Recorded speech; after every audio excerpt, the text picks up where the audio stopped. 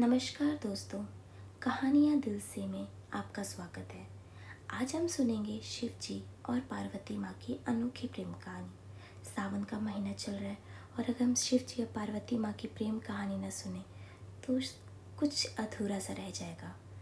आप सभी को सावन मास की हार्दिक शुभकामना। तो चलिए शुरू करते हैं शिव जी और पार्वती माँ की अनोखी प्रेम कहानी।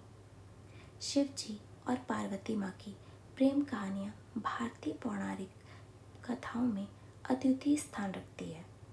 यह कहानी सच्चे प्रेम, तपस्या और समर्पण का प्रतीक है।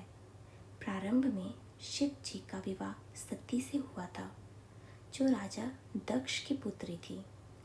लेकिन एक घटना ने उनकी जिंदगी में बड़ा मोड़ ला दिया। राजा दक्ष ने एक यज्ञ का आयोजन किया और शिव जी को आमंत्रित नहीं किया। सती अपने पिता से शिव जी के अपमान को सहन नहीं कर सकी और उन्होंने यज्ञ की अग्नि में कूदकर अपना जीवन समाप्त कर लिया।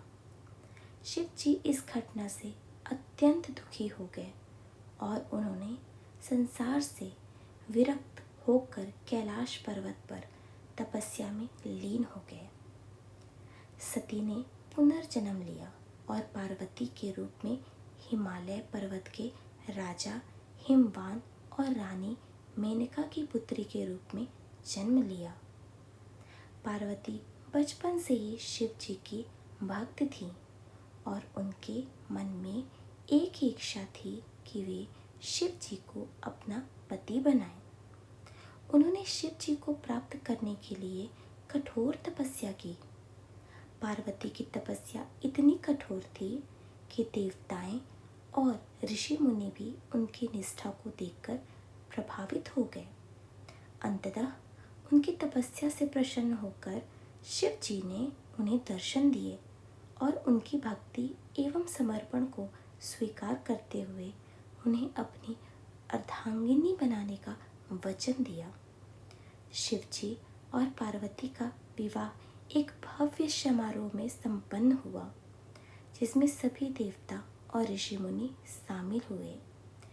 यह विवाह न केवल पार्वती की इच्छाओं की पूर्ति थी, बल्कि शिव जी के जीवन में भी नई खुशी और संतुलन का आगमन था।